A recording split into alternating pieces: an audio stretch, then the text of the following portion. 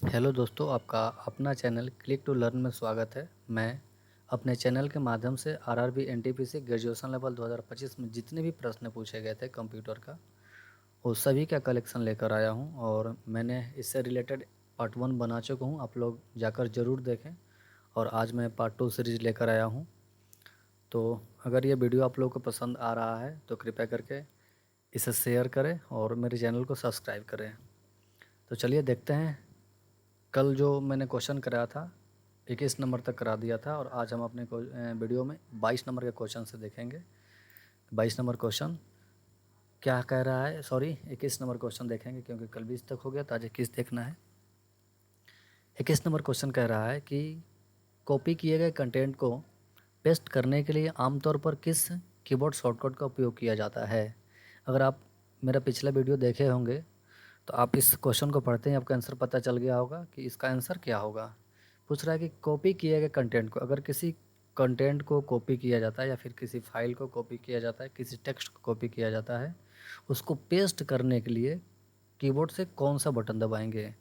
तो पेस्ट करने के लिए कीबोर्ड से बटन दबाएंगे, कंट्रोल V बटन दबाएंगे। ठीक, पेस्ट करने के लिए कंट्रोल V बटन दबाएंगे। 1 मिनट।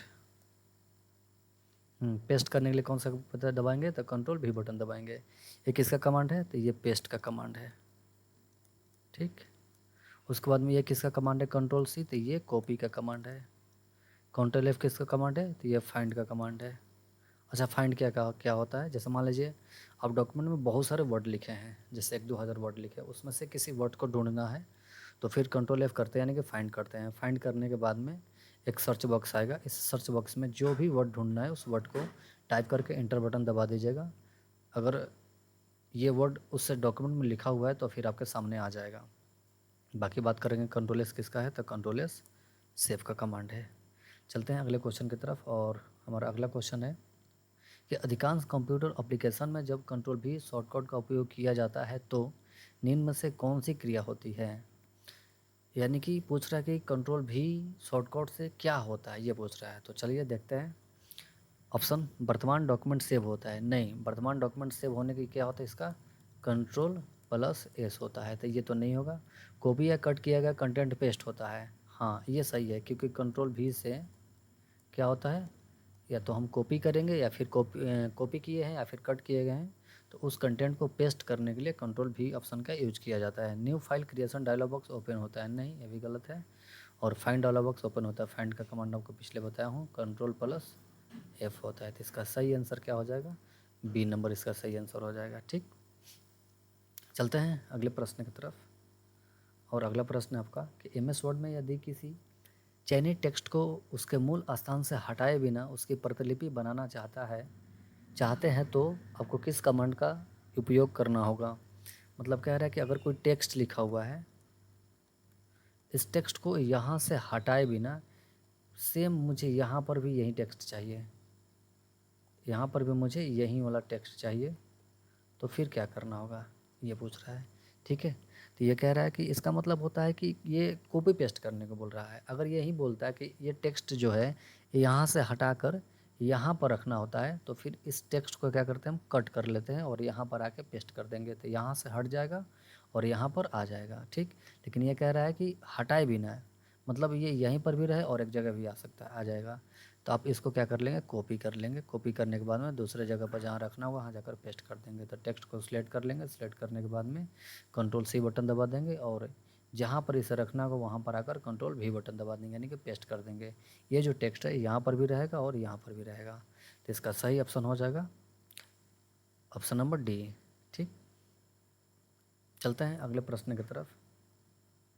और अगला प्रश्न है कि निम्नलिखित में से कौन सा माइक्रोसॉफ्ट एक्सेल में वर्कबुक को सेव करने का वैध तरीका नहीं है। मतलब कि डॉक्यूमेंट का सेव करने का वैध तरीका नहीं है। तो इसमें 4 ऑप्शंस दिए गए हैं, 4 में से 3 ऑप्शन सही होंगे और एक ऑप्शन गलत जो है उसी को बताना है कि इनमें से कौन गलत है। तो कह रहा है कि फाइल में जाए, मतलब ये अच्छा एरो के चिन्ह मतलब अगला स्टेप बता रहा है। फाइल मेनू होता है और सेव पर क्लिक करें, यानी कि फाइल मेनू में जाए, फाइल मेनू में जाने के बाद में सेव पर क्लिक करें, तो ये वैध तरीका है, सही बात है। आगे कह रहा है कि फाइल में जाए, क्लोज का उपयोग करें, नहीं फाइल में जाने के बाद में क्लोज का उपयोग करेंगे तो ये तो डॉक्यूमेंट सेव नहीं होगा, तो वैध सेव करने का वैध तरीका तो ये नहीं हुआ। बाकी कह रहा है कि फाइल में जाकर सेव एज करें, हाँ सेव एज करेंगे तो भी डॉक्यूमेंट सेव हो जाएगा, और कंट्रोल एस प्रेस करेंगे तो भी डॉक्यूमेंट सेव हो जाएगा। अच्छा चलिए इसको थोड़ा सा आपको हम माइक्रोसॉफ्ट ऑफिस में मतलब वर्ड में ले जाकर दिखाते हैं कि ये कैसे होगा।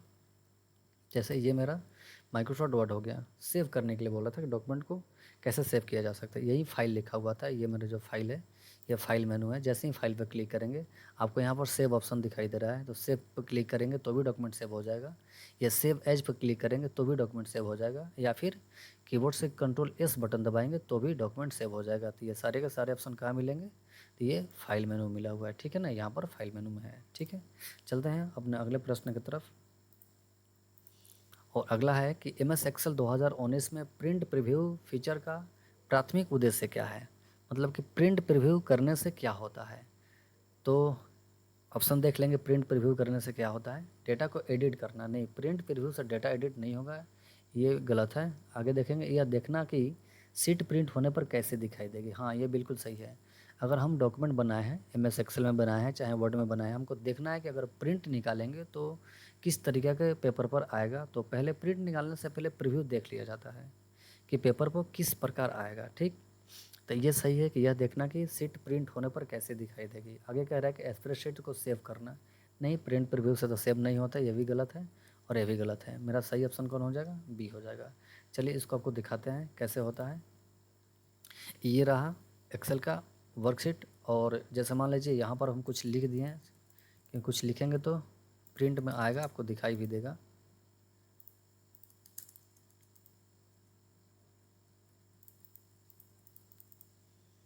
अब हम प्रिंट प्रीव्यू पर जाते हैं, तो फाइल में चले जाएंगे और प्रिंट पर क्लिक करेंगे। जैसे ही प्रिंट पर क्लिक करिएगा, अभी जो आपको दिखाई दे रहा है, ये एरिया जो दिखाई दे रहा है यही वाला प्रिंट प्रीव्यू है। ठीक है, और यहाँ से जैसे मान लीजिए पेज में हो सकता है कोई ये जो वर्ड्स दिख रहे हैं वर्ड्स नहीं आ रहे हैं, हो सकता है यहाँ पर वर्ड लिखा हुआ है नहीं आ रहा है, तो फिर हम यहाँ से मार्जिन वगैरह सेट कर लेते हैं, इसको पकड़ के इधर उधर कर लीजिएगा तो पेज आपका एडजस्ट हो जाएगा। अच्छा ये सारे के सारे हम एक्सेल जब पढ़ाएंगे ना, सब ये ऑप्शंस आपको बता दिया जाएगा, तो अभी ध्यान रखिएगा आप लोग कि प्रिंट प्रीव्यू से क्या होता है। तो प्रिंट प्रीव्यू से डॉक्यूमेंट को देखना होता है कि प्रिंट जब करेंगे तो किस तरीक़ा का दिखाई देगा। ठीक, चलते हैं अगले प्रश्न की तरफ। और अगला प्रश्न है कि कंप्यूटर सिस्टम में सीपीयू के कंप्यूटर सिस्टम के संदर्भ में सीपीयू का पूर्ण रूप क्या है, मतलब सीपीयू का फुल फॉर्म पूछ रहा है। ठीक है, तो सीपीयू का फुल फॉर्म होता है सेंट्रल प्रोसेसिंग यूनिट, इसमें से ढूंढ लेंगे, यहाँ पर तो कंप्यूटर दिया हुआ है तो नहीं होगा।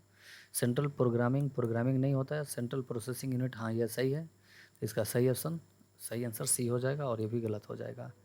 तो आप शॉर्टकट भी याद करके जाएंगे, जिस भी एग्ज़ाम में आपको बैठना होगा, एनटीपीसी या फिर एनटीपीसी अंडर ग्रेजुएट या फिर आरपीएफ, मतलब कि जिसमें कंप्यूटर का क्वेश्चन पूछा जाता है तो आप उसमें ज़रूर फुल फॉर्म याद करके ही जाएं, क्योंकि फुल फॉर्म ज़रूर ही एक पूछता है। चलते हैं अपने अगले प्रश्न की तरफ।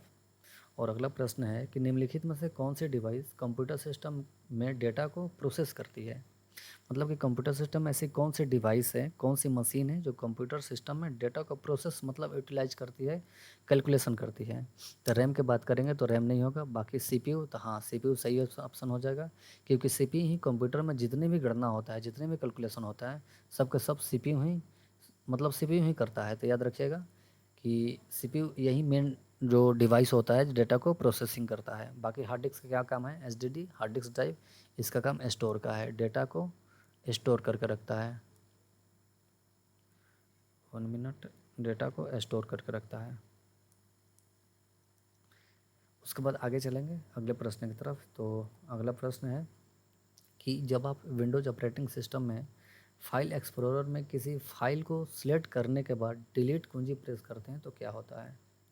मतलब कि विंडो ऑपरेटिंग सिस्टम में बात करें, विंडो ऑपरेटिंग सिस्टम का मतलब कि हो सकता है विंडो 7 हो या फिर 10 हो या फिर 11 हो, इन किसी में से अगर हम किसी फाइल फोल्डर को डिलीट करते हैं तो क्या होता है, ये पूछ रहा है। चलिए ऑप्शन देखते हैं। फाइल को हमेशा के लिए डिलीट कर दिया जाता है, नहीं हमेशा के लिए डिलीट करने के लिए अगर आप कल वाला वीडियो देखे होंगे तो बताए थे कि किसी फाइल फोल्डर को हमेशा के लिए डिलीट करना है तो क्या होता है। अगर नहीं देखें तो ज़रूर जाकर देखें। तो ये ऑप्शन गलत हो जाएगा। आगे करेगा फाइल को रिसाइकल बिन में भेज दिया जाता है, हाँ ये सही है। अब कंप्यूटर से जो भी डेटा डिलीट कीजिएगा सभी के सभी रिसाइकल बिन में जगह जमा हो जाता है। सिर्फ और सिर्फ कंप्यूटर से हैं। आपको पीछे ये भी बात बताया था कि अगर हम पेन ड्राइव से कोई डेटा डिलीट कर रहे हैं या फिर कंप्यूटर में मोबाइल कनेक्ट कराकर मोबाइल से किसी डेटा को डिलीट कर रहे हैं तो रिसाइकल बिन में नहीं जाता है। ठीक, सिर्फ और सिर्फ हार्ड डिस्क से या फिर एसएसडी यानी कि कंप्यूटर से डाटा जो डिलीट होगा वही रिसाइकल बिन में जाता है। फाइल ओपन हो जाता है, यह गलत है और ये भी गलत हो जाता है। ठीक है, इसका सही ऑप्शन क्या है, फाइल को रिसाइकल बिन में भेज दिया जाता है। ठीक है, किसी भी फाइल फोल्डर को डिलीट करिएगा तो कहाँ जाता है, ये रिसाइकल बिन में जाता है। अच्छा, इसका लाइव प्रूफिंग आपको हम दिखा दे रहे हैं कि रिसाइकल बिन में कैसे जाता है। जैसे मान लीजिए यहाँ पर एक फ़ोल्डर है, ये रिसाइकल बिन है। ठीक है, ये रिसाइकल बिन को पहले मैंने एम्प्टी कर दे रहा हूँ, पहले से इसमें है कुछ, इसको मैं हटा दे रहा हूँ। जैसे ABC के नाम का फ़ोल्डर है, ये ABC दिखाई दे रहा है, मैंने इसको डिलीट कर रहा हूँ। राइट क्लिक करेंगे, यहाँ पर डिलीट दिखाई देगा, यहाँ से डिलीट कर देंगे, फिर कीबोर्ड से डिलीट बटन भी दबा देंगे। जैसे ही डिलीट किया, देखिए इस डेस्कटॉप से हट गया, यानी कि अब कहीं नहीं दिख रहा है। तो कहाँ कहाँ गया है, कहाँ स्टोर हुआ है, तो ये कंप्यूटर से जितने भी फोल्डर डिलीट होंगे, फाइल डिलीट होंगे, सभी रिसाइकल बिन में चले जाते हैं। ये देखिए रिसाइकल बिन का फोल्डर है, इसको ओपन करेंगे। ओपन करने के बाद में देखिए यही वाला फाइल ABC नाम कर यहाँ पर आ गया है। जैसे मान लीजिए ये गलती से डिलीट हो गया, मुझे डिलीट नहीं करना था, या फिर जानबूझ कर डिलीट था और डिलीट हो मतलब जानबूझ कर डिलीट किया है लेकिन पुनः मुझे वापस चाहिए, तो रिसाइकल बिन में ही चले जाएंगे, यानी कि फिर से रिसाइकल बिन के फोल्डर को ओपन करेंगे। ओपन करने के बाद में इसी पे राइट क्लिक करेंगे और यहाँ पर रीस्टोर ऑप्शन दिखाई दे रहा होगा फर्स्ट में ही, रीस्टोर पर क्लिक कर देंगे। बाकी इन सभी ऑप्शन को जानना होगा तो फिर मेरा चैनल पर जाकर चैनल को सब्सक्राइब कर लीजिएगा और नोटिफिकेशन भी ऑन कर लीजिएगा। जैसे ही मैंने वीडियो डालूंगा आपको पता चल जाएगा और सारे ऑप्शन के बारे में पता चल जाएगा। ठीक, यहाँ से रीस्टोर कर देंगे। कहाँ से डिलीट हुआ था, तो डेस्कटॉप से डिलीट हुआ था, डेस्कटॉप पर आ गया होगा। देखिए यहाँ पर ABC नाम का फोल्डर डेस्कटॉप पर आ गया है। तो बस सिंपल सी बात है कि कंप्यूटर से जो भी डेटा डिलीट होगा कहाँ चला जाएगा, तो सब रिसाइकल बिन में जाकर स्टोर हो जाता है। चलते हैं आगे। कॉपी किए गए कंटेंट को पेस्ट करने के लिए निम्नलिखित में से किस कुंजी का संयोजन का उपयोग किया जाता है। मतलब कॉपी किए गए कंटेंट को पेस्ट करने के लिए बोल रहा है, तो बस इस पर ज़्यादा कुछ चर्चा करने की ज़रूरत नहीं है। पेस्ट करने का कमांड पूछ रहा है तो पेस्ट करने का कमांड कंट्रोल भी होता है। ये किसका कमांड है, तो प्रिंट का कमांड है। ये हाइपरलिंक, और ये कल तो बताए हुए किए थे आप लोगों को, ये बोल्ड का कमांड है। ठीक, और बोल्ड नहीं पता है तो फिर पीछे वाला वीडियो जाकर जरूर देखें। चलते हैं अगले प्रश्न की तरफ, और मेरा अगला प्रश्न है कि MS पावर पॉइंट में एक नया ब्लैंक प्रेजेंटेशन बनाने के लिए निम्नलिखित में से किस कीबोर्ड संयोजन का उपयोग किया जाता है। मतलब कि पावर पॉइंट में आपको नया प्रेजेंटेशन चाहिए, पहले से जो था वो नहीं चाहिए, आपको नया प्रेजेंटेशन चाहिए।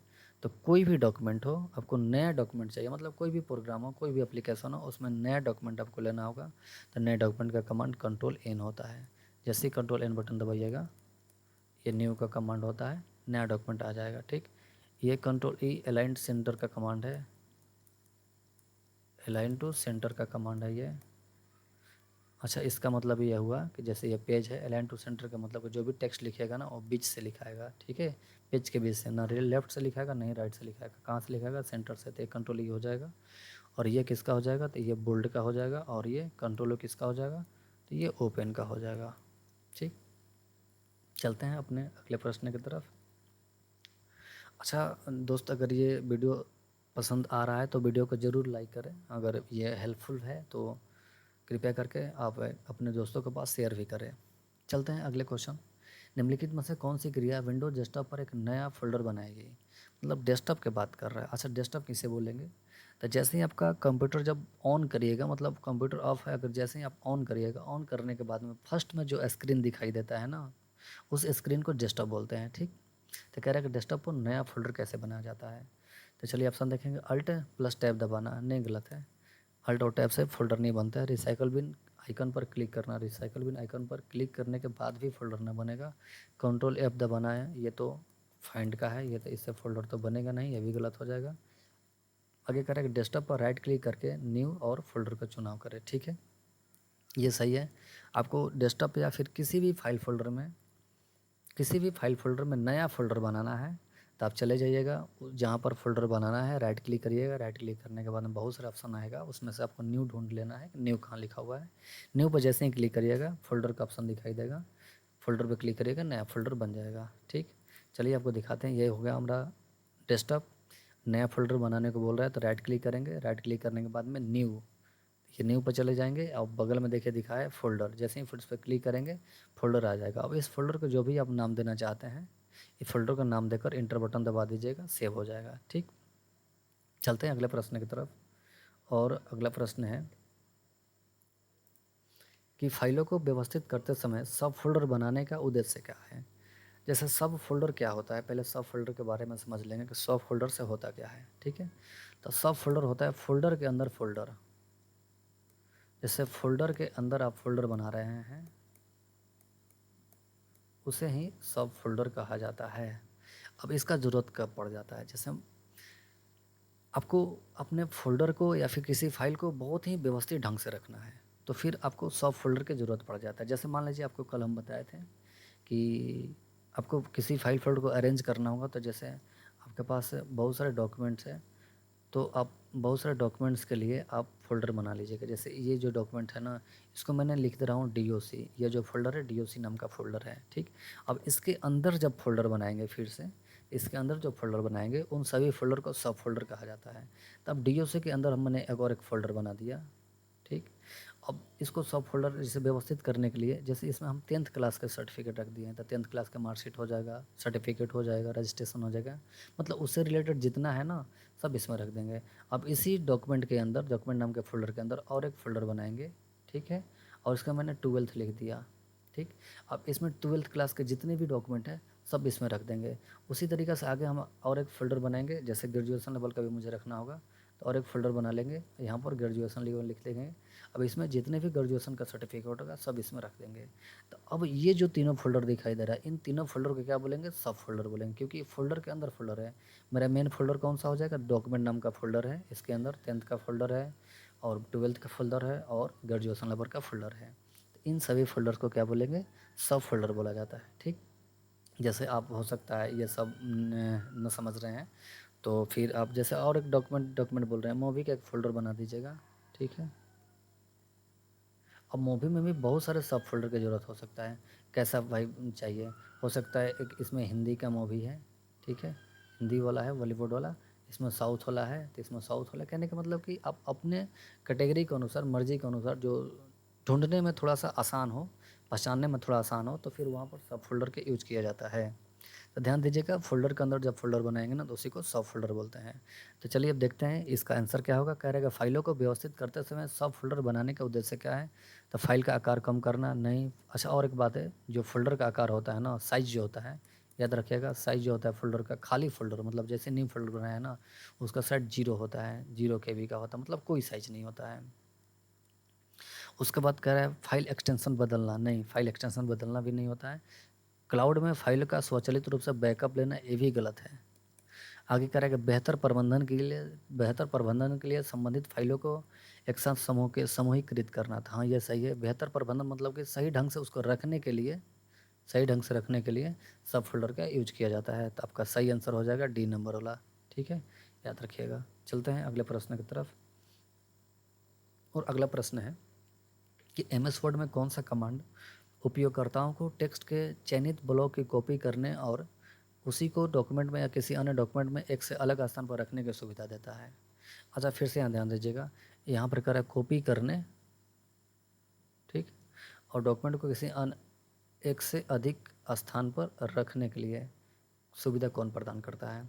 अगर यही बात यहाँ कॉपी ना करके कह देता कि हटा कर दूसरी जगह रखना, या फिर कट कर लिख देता, तो कट कर देता तो उसके लिए दूसरा ऑप्शन हो जाता।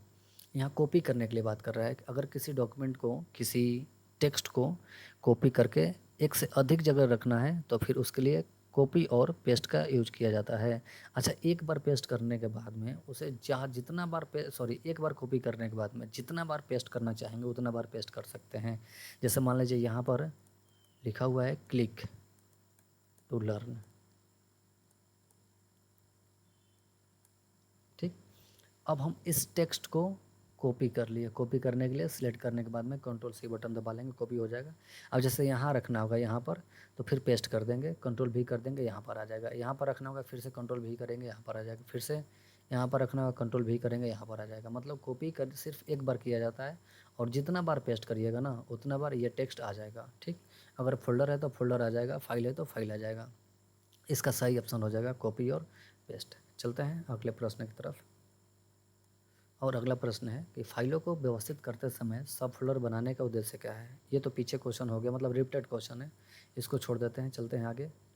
आगे कह रहा है कि एमएस वर्ड में कौन सा कमांड उपयोगकर्ताओं को टेक्स्ट के चयनित ब्लॉक की कॉपी करने और कॉपी को उसी डॉक्यूमेंट या अन्य किसी डॉक्यूमेंट में एक से अलग स्थान पर रचा रखने की सुविधा देता है। ये भी हो गया है, सेम क्वेश्चन रिपीटेड हो गया है, इसको भी आगे कर दे रहे हैं। चलते हैं नया क्वेश्चन। और ये कह रहा है कि एमएस एक्सेल 365 में प्रिंट प्रीव्यू का उद्देश्य क्या है। आपको पीछे भी बता चुका हूँ प्रिंट प्रीव्यू से क्या होता है, ठीक है। तो प्रिंट प्रीव्यू से क्या होता है, यह जांचना कि स्प्रेडशीट कागज़ पर कैसी दिखाई देगी और लेआउट फॉर्मेटिंग को एडजस्ट करना। हाँ, जैसे मैंने आपको पीछे बता रहा था कि जैसे ये मेरा पेज हो गया, यहाँ पर A B C लिखे हैं, जैसे ए दिखाई दे रहा है, B C पेज के बाहर हो जा रहा है। तो आप जो प्रिंट प्रीव्यू करिएगा तो वहाँ पर भी एडजस्ट करने का ऑप्शन देता है, इसको एडजस्ट करके पेज में ही A B C तीनों को ऐड ला सकते हैं, ठीक है। तो आपका सही आंसर हो जाएगा यहाँ से, यह जांचना कि स्प्रेडशीट कागज़ पर कैसी दिखाई देगी और लेआउट फॉर्मेटिंग को एडजस्ट करना। तो ऑप्शन नंबर ये सही हो जाएगा। चलते हैं अगले प्रश्न की तरफ। और अगला प्रश्न है कि कंप्यूटर सिस्टम में सीपीयू का प्राथमिक कार्य क्या है। कंप्यूटर सिस्टम में सीपीयू का प्राथमिक कार्य, सीपीयू का full form central processing unit होता है। तो इसका प्राथमिक कार्य के लिए ऑप्शन देख लेंगे, निर्देशों को निष्पादित करना और डेटा को प्रोसेस करना। और भी आगे पढ़ लेते हैं। आगे कह रहा है कि डेटा को अस्थायी रूप से संग्रहित करना, नहीं ये गलत है। अस्थायी रूप से संग्रहित कौन करता है, एसडीडी हार्ड डिस्क ड्राइव, ठीक है, या फिर एसएसडी, मतलब इसको बोल सकते हैं स्टोरेज डिवाइस, स्टोरेज डिवाइस हो जाएगा। आगे कह रहा है कि इनपुट और आउटपुट डिवाइस को कनेक्ट करना, नहीं ये सीपीयू का काम नहीं है, इनपुट और आउटपुट डिवाइस का कनेक्ट करना। आगे कह रहा है पावर सप्लाई बंद करना, ये भी गलत है। क्या काम है सीपीयू का हो, तो निर्देशों को निष्पादित करना और डेटा को प्रोसेस करना। तो ये ऑप्शन नंबर ए सही हो जाएगा, ठीक है, याद रखिएगा ऑप्शन नंबर ए सही हो जाएगा। आगे चलते हैं प्रश्न की तरफ। और अगला प्रश्न है कि निम्नलिखित में से कौन सा कीबोर्ड शॉर्टकट एमएस एक्सेल 365 में प्रिंट डायलॉग बॉक्स ओपन करता है। मतलब प्रिंट का कमांड पूछ रहा है कि कीबोर्ड से कौन सा बटन दबाएंगे कि प्रिंट का डायलॉग बॉक्स ओपन हो जाएगा। तो इसका सही आंसर हो जाएगा कंट्रोल पी। कंट्रोल पी किसका कमांड होता है, तो प्रिंट का। कंट्रोल किसका होता है, ओपन का। और कंट्रोल एन किसका होता है, तो ये होता है न्यू का। और कंट्रोल एस होता है सेव का, ठीक, ये चारों याद रखिएगा। चलते हैं अगले प्रश्न की तरफ। और अगला प्रश्न है कि निम्नलिखित में से कौन सा कथन सटीक रूप से समझाता है कि टच स्क्रीन को इनपुट और आउटपुट दोनों डिवाइस क्यों माना जा सकता है। मतलब कि जैसे टच स्क्रीन हो जाएगा, टच स्क्रीन बोल दे तो आपका जैसे मोबाइल ही है, ये जो मोबाइल है ये कैसे इनपुट और आउटपुट दोनों का कार्य करता है।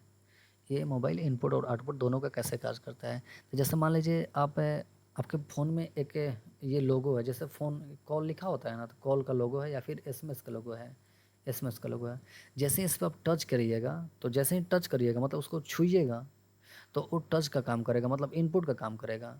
लेकिन जैसे ही टच करने के बाद में डिस्प्ले पे आपका नंबर सब लिस्ट आ जाता है। अगर एसएमएस वाला खोलें तो एसएमएस का लिस्ट आ जाता है। तो जैसे लिस्ट जब आएगा तो आउटपुट हो जाएगा, जो लिस्ट आता है वो आउटपुट हो जाता है। जैसे ही आप क्लिक करिएगा, टच करिएगा तो इनपुट हो जाता है, ठीक है। तो आइए देखते हैं ऑप्शन के द्वारा। यह केवल इमेज दर्शाता है लेकिन ध्वनि आदेशों प्रतिक्रिया करता है, ये गलत हो जाएगा, ये नहीं होगा। यह यूजर डेटा को आंतरिक रूप से संसाधित करता है और इसे मेमोरी में भेजता है, नहीं इनपुट और आउटपुट ये भी नहीं होगा।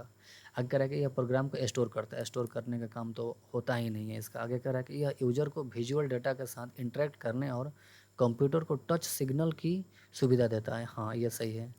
विजुअल मतलब देखना, स्क्रीन को देखना, देखने, अच्छा देखने का मतलब ही आउटपुट है, क्योंकि आउट होगा तो ही आप देख सकते हैं। और टच सिग्नल को सुविधा देता है। तो ये आपका जो ऑप्शन नंबर डी हो जाएगा ये सही हो जाएगा, ठीक है, याद रखिएगा। आगे चलते हैं। अगला प्रश्न है कि कंप्यूटर सिस्टम में इनपुट और आउटपुट डिवाइसों के बीच मौलिक अंतर का सही ढंग वर्णन किस विकल्प में किया गया है। अच्छा, इस बार कंप्यूटर का क्वेश्चन थोड़ा लंबा लंबा दिया हुआ था, जिसकी वजह से बहुत सारे लड़के परेशान थे कि इतना लंबा लंबा दिया हुआ है, नहीं आएगा। मतलब बिना पढ़े हुए भी बहुत सारे लोग निकल जाते थे, क्योंकि टाइम का भी अभाव होता है। लेकिन इस क्वेश्चन में कुछ है नहीं, सिर्फ एक बार रीडिंग करना है, आपको समझ में आ जाएगा। आपको इनपुट और आउटपुट के दोनों के बीच में अंतर बताना है। आगे चलिए ऑप्शन देखते हैं। ऑप्शन कह रहा है कि इनपुट डिवाइस मेमोरी से पूर्व लोड किए गए निर्देशों को चलाता है, ये गलत है। अच्छा, ऑप्शन पढ़ने के बाद ही आपको पता चल जाएगा, अगर आप अच्छे से पढ़ाई की है ना तो पता चल जाता है। आगे कह रहा है कि इनपुट डिवाइस उपयोगकर्ताओं को सिस्टम में डेटा भेजने, अच्छा, डेटा भेजने की बात कर रहे हैं इनपुट डिवाइस, ठीक है। जबकि आउटपुट डिवाइस संबंधित जानकारी को उपयोगकर्ता तक वापस संचारित करना है। हाँ, ये कुछ सही लग रहा है, लेकिन आगे भी हम ऑप्शन जरूर पढ़ेंगे। इनपुट डिवाइस उपयोगकर्ता इनपुट को डिजिटल रूप में बदल देता है। अच्छा, डिजिटल रूप में बदलने की बात करती है तो डिजिटल रूप में नहीं बदलता, ये गलत है। आगे करें कि इनपुट डिवाइस सीधे सीपीयू के साथ इंटरेक्ट करते हैं, जबकि आउटपुट डिवाइस सीपीयू की भागीदारी के बिना स्वतंत्र रूप से काम करते हैं। ये भी फालतू बकवास है, ये गलत है, ठीक है। इसका सही तरीका क्या हो जाएगा कि इनपुट डिवाइस उपयोगकर्ताओं को सिस्टम में डेटा को भेजने में सक्षम बनाता है। इनपुट का काम ही है कि बाहर से डेटा को कंप्यूटर में भेजता है, जबकि आउटपुट डिवाइस संबंधित जानकारी को उपयोगकर्ता तक वापस संचारित करता है। मतलब जो यूजर है ना, यूजर तक वापस भेज देता है। जैसे मॉनिटर लगा हुआ है, तो मॉनिटर पर जैसे आप कीबोर्ड से कमांड दीजिएगा, मॉनिटर पर दिखाई देता है। तो कीबोर्ड जो हो जाएगा वो इनपुट डिवाइस हो जाएगा, जो मॉनिटर हो जाएगा वो आउटपुट डिवाइस हो जाएगा। तो जो यूजर है, यूजर मॉनिटर पर ही देखता है, तो मॉनिटर आउटपुट डिवाइस हो जाएगा। तो आपका ऑप्शन नंबर बी सही हो जाएगा, ठीक है। ऑप्शन नंबर बी सही हो जाएगा। चलते हैं अगले प्रश्न की तरफ। और अगला प्रश्न है कि एम एस वर्ड में टेक्स्ट को कट करने के लिए किस कीबोर्ड शॉर्टकट का यूज किया जाता है। एम एस वर्ड हो, एक्सेल हो, पावर पॉइंट हो, या फिर विंडोज ऑपरेटिंग सिस्टम की बात करें, कट करने का सिर्फ एक ही तरीका है, कंट्रोल एक्स है, ठीक है। तो इसका सही हो जाएगा कंट्रोल एक्स। ये किसका है, कंट्रोल या अंडू का कमांड है। कंट्रोल भी किसका है, तो पेस्ट का कमांड है। और कंट्रोल एक्स आपको बताइए दिए कट का कमांड है। और कंट्रोल सी कॉपी का कमांड है, ठीक। ये सब याद करके रखिएगा। आगे चलते हैं। कह रहे कि निम्नलिखित में से कौन सा डेस्कटॉप कंप्यूटर पर सामान्यतः प्रयुक्त ऑपरेटिंग सिस्टम का उदाहरण है। पूछ रहा है कि कौन सा ऑपरेटिंग सिस्टम का उदाहरण है, ओएस का उदाहरण पूछ रहा है, ठीक। आपको ऑपरेटिंग सिस्टम के बारे में थोड़ा सा जानकारी मैंने दे दिया था पिछले वीडियो में। अगर नहीं पता है तो ज़रूर उसको देखें, और मैं एक विस्तृत वीडियो भी बनाऊंगा इसके रिलेटेड, जितनी भी जानकारी होगा ऑपरेटिंग सिस्टम से रिलेटेड है, फाइल मैनेजमेंट से रिलेटेड है, इस सारे से रिलेटेड मैं वीडियो ज़रूर बनाऊंगा और जल्द ही बनाऊंगा। चलिए इसको देखते हैं। कह रहा है कि अच्छा हमको ऑपरेटिंग सिस्टम बताना है कि इनमें से कौन ऑपरेटिंग सिस्टम है। तो पहला ऑप्शन है गूगल क्रोम। नहीं, गूगल क्रोम ऑपरेटिंग सिस्टम नहीं है। गूगल क्रोम क्या है, ये सर्च इंजन है, ये सर्च इंजन हो जाएगा। उसके बाद में एडोब फोटोशॉप, ये भी ऑपरेटिंग सिस्टम है, ये एक प्रकार का क्या है, तो ये एप्लीकेशन सॉफ्टवेयर है, ठीक है। विंडो 10, हाँ विंडो 10 ऑपरेटिंग सिस्टम होता है। विंडो 10 हो जाएगा, 11 हो जाएगा, एक्सपी हो जाएगा, विंडोज 97 हो जाएगा, ये सब क्या है, ऑपरेटिंग सिस्टम है। उसके बाद में ये कह रहा है माइक्रोसॉफ्ट वर्ड, तो ये भी नहीं, ये भी क्या है, एक प्रकार का है, ये भी एप्लीकेशन सॉफ्टवेयर है। तो आपका सही आंसर हो जाएगा विंडोज़ 10। चलते हैं अगले प्रश्न की तरफ। और अगला प्रश्न है कि मानक कीबोर्ड पर टैब बटन का मुख्य उद्देश्य क्या है। मानक कीबोर्ड कह रहा है, आपको बताया था कीबोर्ड दो प्रकार का होता है, इंग्लिश में समझिएगा। यहाँ पर स्टैंडर्ड दिया हुआ है, स्टैंडर्ड कीबोर्ड। देखिए स्टैंडर्ड कीबोर्ड होता है, दूसरा मल्टीमीडिया कीबोर्ड होता है। तो स्टैंडर्ड कीबोर्ड के बारे में बात कर रहा है कि स्टैंडर्ड कीबोर्ड पर टैब का मुख्य कार्य क्या है। तो कह रहा है पहला ऑप्शन कि सक्रिय एप्लीकेशन को क्लोज करना। नहीं, सक्रिय एप्लीकेशन को क्लोज करने के लिए अल्ट प्लस F4 बटन दबाया जाता है, ठीक। आगे कह रहा है फॉरवर्ड स्लैश को इंसर्ट करने के लिए। नहीं, ये भी नहीं होगा। कर्सर को अगले फील्ड या टैब पोजीशन पर ले जाने के लिए। हाँ सही है, ये सही है। टेक्स्ट हटाने के लिए नहीं, गलत है। अच्छा, टैब के बारे में समझ लेते हैं। आपको कर्सर के बारे में जब बोल रहा है, तो जैसे मान लीजिए यहाँ पर आपका कर्सर है, ठीक है ना। आज कर्सर क्या होता है, जैसे कि जैसे आप लिखने के पोजीशन में होइएगा ना, तो एक पतला सा छोटा सा लाइन ये ब्लिंक करेगा। ब्लिंक करने का मतलब कि दिखाई देगा फिर गायब हो जाएगा, दिखाई देगा गायब हो जाएगा, तो इसी को कर्सर बोलते हैं। अगर आप स्पेस बटन दबा रहे हैं तो एक लेटर आगे जाएगा। जब स्पेस बटन दबाइएगा कीबोर्ड से तो सिर्फ एक लेटर आगे जाएगा। लेकिन जैसे ही टैब बटन दबाइएगा तो टैब का सेटिंग होता है कि कितने लेटर आगे ले जाना है, 5 लेटर, 10 लेटर, या फिर के इंच पे ले जाना है। तो जैसे टैब दबाइएगा ना, तो एक बार यहाँ कर्सर है ना, तो यहाँ पर आ जाएगा, ठीक है। लेकिन अगर स्पेस दबाइएगा तो यहाँ से एक स्टेप सिर्फ आगे आएगा, नहीं यहाँ पर आ जाएगा। लेकिन टैब दबाने पर आप चार गो करेक्टर आगे चल जाएगा, फिर 5 करेक्टर आगे चल जाता है। चलिए अगले प्रश्न पर चलते हैं। और अगला प्रश्न है कि कौन सी विधि आपको विंडोज़ में किसी विशिष्ट फ़ोल्डर के अंदर एक नई टेक्स्ट फाइल क्रिएट करने की सुविधा देता है। किसी विशेष फ़ोल्डर के अंदर एक नई क्रिएट टेक्स्ट फाइल कह रहा है, तो याद रखिएगा टेक्स्ट फाइल कह रहा है, टेक्स्ट फाइल। तो टेक्स्ट फाइल कैसे बनाएंगे, तो ऑप्शन के द्वारा देखेंगे, फ़ोल्डर खोलें और राइट क्लिक करें, और उसके बाद न्यू, उसके बाद टेक्स्ट डॉक्यूमेंट। बिल्कुल सही है। जहाँ पर भी आपको टेक्स्ट फ़ोल्डर बनाना है, टेक्स्ट डॉक्यूमेंट बनाना है, वहाँ पर राइट क्लिक करेंगे। राइट क्लिक के बाद में न्यू का ऑप्शन आएगा, न्यू के बाद में ढूंढ लेंगे टेक्स्ट डॉक्यूमेंट कहाँ लिखा हुआ है। जैसे टेक्स्ट डॉक्यूमेंट दिखाई देगा उस पर क्लिक करेंगे, टेक्स्ट डॉक्यूमेंट बन जाएगा। उसके बाद अगले ऑप्शन देख लेंगे, रिसाइकल बिन से फाइल को रीस्टोर करिए, तो गलत है, हमारा सही यही हो जाएगा। आपको दिखा रहे हैं कि टेक्स्ट डॉक्यूमेंट बनता कैसे है। अच्छा, टेक्स्ट डॉक्यूमेंट किसे बोलते हैं, तो नोटपैड के फाइल को टेक्स्ट डॉक्यूमेंट बोला जाता है। ठीक है, नोटपैड के फाइल को टेक्स्ट डॉक्यूमेंट बोलता है। तो जैसे मान लीजिए इसी फोल्डर में बनाना है, मैंने इसको ओपन कर लिया, राइट क्लिक करेंगे, उसमें लिखा हुआ था जहाँ पर भी बनाना है, राइट क्लिक करेंगे, उसके बाद न्यू पर चले जाएंगे। फ़ोल्डर बनाने के लिए यहाँ पर आएँगे, फ़ोल्डर बनाने के लिए फ़ोल्डर पर चले जाएँगे, लेकिन फ़ोल्डर नहीं बोल रहा है हमको, टेक्स्ट फ़ोल्डर बोल रहा है। तो टेक्स्ट डॉक्यूमेंट देखिए, इसमें ढूँढ लेंगे टेक्स्ट डॉक्यूमेंट कहाँ है, तो आगे नीचे आएँगे, देखिए यहाँ पर टेक्स्ट डॉक्यूमेंट है। इस टेक्स्ट डॉक्यूमेंट पर क्लिक कर देंगे और इसका जो भी नाम देना होगा, जैसे हम ABC नाम देना चाहते हैं, ABC नाम देने के बाद में बाहर क्लिक कर देंगे, ये टेक्स्ट फाइल बनकर तैयार हो गया। ठीक है, बस यही इस क्वेश्चन में पूछा हुआ है। तो अच्छा, इसमें बहुत ही अच्छे लेवल का क्वेश्चन पूछा है, इसको अच्छे लेवल का क्वेश्चन बोलेंगे, क्योंकि जो लड़का अगर सिर्फ बुक पढ़कर गया होगा तो उन सब का बस की बात नहीं है। ये प्रैक्टिकली रूप से जानना होता है कि कौन सी कीबोर्ड से या फिर कौन सी फाइल से क्या होता है, कौन सी एप्लीकेशन में कैसे कार्य किया जाता है, तो ये सब आपको कर कर जाना होता है। चलिए चलते हैं अगले प्रश्न की तरफ। अगला प्रश्न क्या करता है, कह रहा है, अगला प्रश्न है कि जब आप विंडो पर कोई फाइल डिलीट करते हैं और इसे रिसाइकल बिन में रखा जाता है तो निम्न में से कौन सा कथन सत्य है। मतलब किसी फाइल को आप डिलीट कर रहे हैं, डिलीट करने के बाद में रिसाइकल बिन में चला जाता है, तो बताना है इनमें से कि कौन सी ऑप्शन सही है।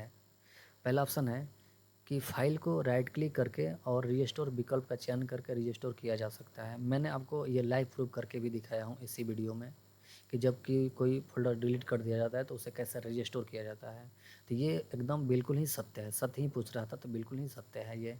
आगे पढ़ लेंगे। फाइल सिस्टम से अस्थायी रूप से हटा दी जाती है, नहीं, अस्थायी रूप से नहीं हटेगा। मतलब अस्थाई मतलब परमानेंट कर रहा है, परमानेंट नहीं हटेगा। अगर शिफ्ट पकड़ कर डिलीट बटन दबा रहे हैं तो फिर ये वाला ऑप्शन सही हो जाएगा, मतलब कि परमानेंट डिलीट हो जाएगा।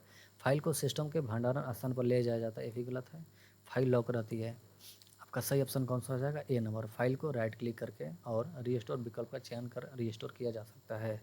चलते हैं अगले प्रश्न की तरफ, और अगला प्रश्न है कि विंडोज ओएस में कीबोर्ड शॉर्टकट कंट्रोल एफ का कार्य क्या होता है। मतलब कि विंडोज ऑपरेटिंग सिस्टम में कंट्रोल एफ का कार्य पूछ रहा है कि कंट्रोल एफ बटन जब दबाएंगे तो क्या होगा। चलिए ऑप्शन पे, यह टेक्स्ट में स्पेलिंग एरर को चेक करता है, नहीं, कंट्रोल एफ स्पेलिंग एरर को नहीं चेक करता है। आगे कह रहा है, यह फाइल, वेब पेजों और एप्लीकेशन में टेक्स्ट या आइटम को लोकेट करने के लिए सर्च या फाइंड फीचर ओपन करता है। मैंने पहले भी बताया था आपको कि जो कंट्रोल एफ है, यह कंट्रोल एफ किसका कमांड है, तो फाइंड का कमांड है। किसी भी नाम को सर्च करने के लिए, या फिर जैसे मान लीजिए बहुत सारे एग्ज़ाम होता है, उसका जो रिज़ल्ट होता है ना, रोल नंबर के द्वारा पीडीएफ में डाल दिया जाता है। जैसे 1-2 लाख लड़कों का पीडीएफ में नाम है, रोल नंबर है, तो आपको ढूंढने में टाइम लगता है, तो उस समय हम क्या करते हैं, कंट्रोल एफ बटन दबाएंगे और अपना रोल नंबर टाइप करेंगे। अगर उस पीडीएफ में आपका रोल नंबर है तो फिर आपके सामने आ जाता है। बाकी ये दोनों ऑप्शन गलत हैं, इसका सही ऑप्शन हो जाएगा बी नंबर। ठीक, चलते हैं अगले ऑप्शन की तरफ, और अगला ऑप्शन है कि सेंट्रल प्रोसेसिंग यूनिट के आर्किटेक्चर में निम्नलिखित में से कौन सा कथन अर्थमेटिकल लॉजिक यूनिट के कार्य को कंट्रोल यूनिट के बीच अंतर को दर्शाता है। अच्छा, पहले इसको समझ लेंगे, मतलब कि CU, ALU और MU के बीच अंतर क्या होता है, इन तीनों का कार्य पहले समझ लेते हैं। चाहिए यहाँ पर समझते हैं। जैसे मान लीजिए ये किसका पार्ट है, ये तीनों तीनों के तीनों CPU का पार्ट है। ठीक है, मतलब MU मतलब मेमोरी यूनिट, CU मतलब कंट्रोल यूनिट और ALU मतलब अर्थमेटिकल एंड लॉजिकल यूनिट। ये कार्य कैसे करता है, जैसे मान लीजिए कंप्यूटर को आप कोई इनपुट के द्वारा निर्देश दिए हैं, जैसे निर्देश का मतलब समझने के लिए 2+2 ही दिए इसको, तो ये पहले क्या करता है, पहले जैसे ही निर्देश भेजिएगा तो ये कंट्रोल यूनिट अपने पास डेटा को कंट्रोलिंग करता है। कंट्रोलिंग करने के बाद में मेमोरी यूनिट को देता है, क्योंकि गणना करने के लिए कहीं ना कहीं डेटा को जमा किया जाता है। जैसे मान लीजिए इसको समझने के लिए आपको बोल दे रहे हैं, जैसे एक छोटा सा बच्चा से पूछेगा कि बाबू आपका नाम क्या है, तो तुरंत बता देगा। ऐसे से पूछेगा कि आपका गांव कहाँ है, तो थोड़ा सा सोचता है, पूछे क्या है, मतलब पहले क्या करता है, उसके मेमोरी में डेटा जमा है कि मेरा गांव कहाँ है, लेकिन थोड़ा ढूंढता है, ढूंढने के बाद ही वो आपको बताता है। यानी कि ढूंढने के बाद ही बताने का मतलब वो आउटपुट करता है। तो जो भी डेटा दीजिएगा ना, तो पहले उसको जमा करता है मेमोरी में, ये और अस्थायी रूप से जमा करता है, परमानेंट नहीं। सिर्फ कार्य के दौरान ही जमा करेगा। क्या डेटा मिला हुआ है, तो 2+2, इसको याद है। फिर क्या करता है ये कंट्रोल यूनिट, इसी डेटा को अच्छा पहले मेमोरी को दे दिया, मेमोरी अपने पास जमा कर लिया, और ये जो कंट्रोल यूनिट है फिर से यही वाला डेटा को ALU को दे देता है, यानी कि अर्थमेटिकल एंड लॉजिकल यूनिट को डेटा को दे देता है। इसका काम है कैलकुलेशन करना, जो भी डेटा होगा उसका कैलकुलेशन कर देता है, गणना कर देता है। अच्छा, कैलकुलेशन करने के बाद में ये डेटा पुनः CU को ही दे देता है, यानी कि कंट्रोल यूनिट को ही दे देता है। अब ये 2+ जो डेटा था, पहले मेमोरी यूनिट में जमा हुआ, उसके बाद में फिर कंट्रोल यूनिट जो है एएलयू को दे दिया, एएलयू इसको गणना कर दिया, मतलब इसको क्या कर दिया हो, तो जो भी होगा इसको आंसर प्लस कर दिया, प्लस करने के बाद में आउटपुट के रूप में यहाँ पर दिखाई दे देगा 4। ठीक है, ये समझने के मैंने आपको बताया हूँ कि आपको आसानी से समझ में आ जाए। तो 2+2 ये इंस्ट्रक्शन मैंने दिया हूँ, इंस्ट्रक्शन को कंट्रोल पहले कंट्रोल करेगा, कंट्रोल करने के बाद में मेमोरी यूनिट को देगा, मेमोरी यूनिट के बाद में एएलयू को देगा, अर्थमेटिकल एंड लॉजिकल यूनिट ये क्या करता है, डेटा को कैलकुलेशन कर देता है, कैलकुलेशन करने के बाद में पुनः कंट्रोल यूनिट को ही दे देता है, और कंट्रोल यूनिट फिर इसे आउटपुट कर देता है, आउटपुट मॉनिटर पर हो जाता है। ठीक है, तो ये पूरा का पूरा सिस्टम सीपीयू का है। ठीक है, सेंट्रल प्रोसेसिंग यूनिट कैसे कार्य करता है वो मैंने आपको बता दिया हूँ। चलते हैं अब प्रश्न पे। ऑप्शन कह रहा है कि एएलयू गणना और तर्क संबंधित कार्यों को संभालता है। हाँ, अभी मैंने आपको बताया कि जो एएलयू है ये कैलकुलेशन करता है, और लॉजिकल मतलब जैसे तर्क संबंधित कार्य भी करता है। उसके बाद में सीयू इंस्ट्रक्शन फॉलो और समन्वय का प्रबंधन करता है। हाँ, जो सो कंट्रोल यूनिट है जो भी इंस्ट्रक्शन होगा उसे फॉलो करता है, प्रबंधन मतलब उसे कंट्रोल करता है। तो ये ऑप्शन बिल्कुल ही सही है, यानी कि इसका सही ऑप्शन हो जाएगा ऑप्शन नंबर ए। ठीक, आगे आगे भी ऑप्शन पढ़ लेंगे। कह रहा है कि एएलयू इंस्ट्रक्शन को डिकोड करता है, नहीं डिकोड नहीं करता है। सीयू पेरिफेरल डिवाइसों के साथ सीधे इंटरेक्ट करता है, और एएलयू अस्थायी डेटा को स्टोर करता है। स्टोर करने का काम तो इसका है भी नहीं किया है, मेमोरी यूनिट का है। उसके बाद कह रहा है कि सीयू अर्थमेटिक ऑपरेशन निष्पादित करता है, और एएलयू प्रोग्राम इंस्ट्रक्शन को नियंत्रित करता है। नियंत्रित करने का काम कंट्रोल यूनिट का है। तो सही आंसर कौन सा हो जाएगा, तो ये ए नंबर हो जाएगा। चलिए चलते हैं अगले प्रश्न की तरफ, और अगला प्रश्न है कि कंप्यूटर के ऑपरेटिंग सिस्टम में फाइलों और फोल्डरों को व्यवस्थित करने के लिए निम्न में से कौन सा तरीका सबसे प्रभावी है। ऑपरेटिंग सिस्टम में फाइल और फोल्डर को व्यवस्थित करने के लिए कौन सा तरीका सबसे बेस्ट है, इसके बारे में पूछ रहा है।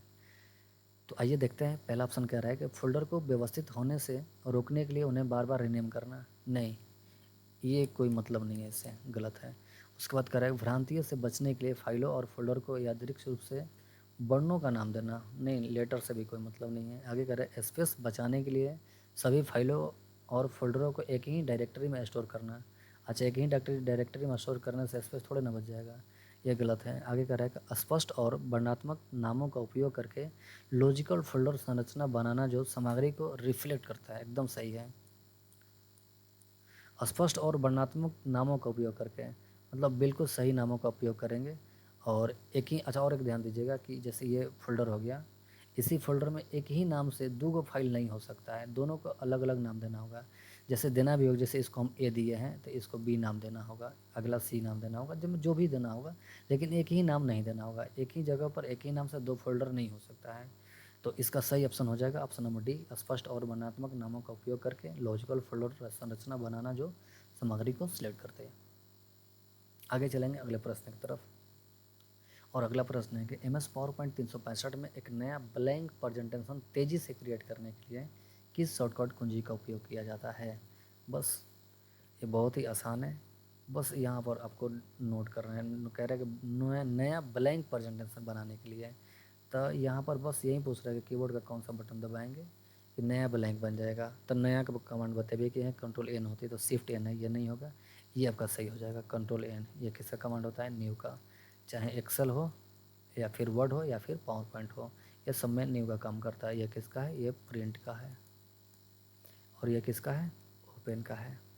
अच्छा, ये जितने भी ऑप्शन सेट किया हुआ है, ये ऑप्शन मैं नहीं सेट किया हूँ, ये टोटल के टोटल ऑप्शन जितने भी ऑप्शन हैं ये सारे के सारे रेलवे के द्वारा जो ऑप्शन सेट किया गया है वही सेम टू सेम ऑप्शन है। अच्छा, ये यहाँ लिखा भी गया है कि ये कब और किस तारीख का पूछा गया, किस एग्जाम में पूछा गया है। तो जो भी होगा ये एकदम ऑथेंटिक है। अगर आपका इसका PDF चाहिए तो आपको मेरा टेलीग्राम ज्वाइन कर लेना का, और टेलीग्राम में सारे के सारे PDF मिल जाएगा। टेलीग्राम का मैं लिंक डिस्क्रिप्शन में दे दूँगा। चलते हैं अगले प्रश्न की तरफ, और अगला प्रश्न है कि कंप्यूटर में कैश मेमोरी का मुख्य उद्देश्य क्या होता है। कैश मेमोरी, अच्छा कैश मेमोरी के बारे में समझ लेंगे, कैश मेमोरी क्या होता है। ठीक है, तो आपको रैम और रोम के बारे में नहीं पता होगा, तो रैम और रोम के बारे में बता दे रहे हैं, क्योंकि इससे रिलेटेड ही कैश मेमोरी भी है। रैम क्या होता है, इसको बोलते हैं रैंडम एक्सेस मेमोरी, इसको बोलते हैं रीड ओनली मेमोरी।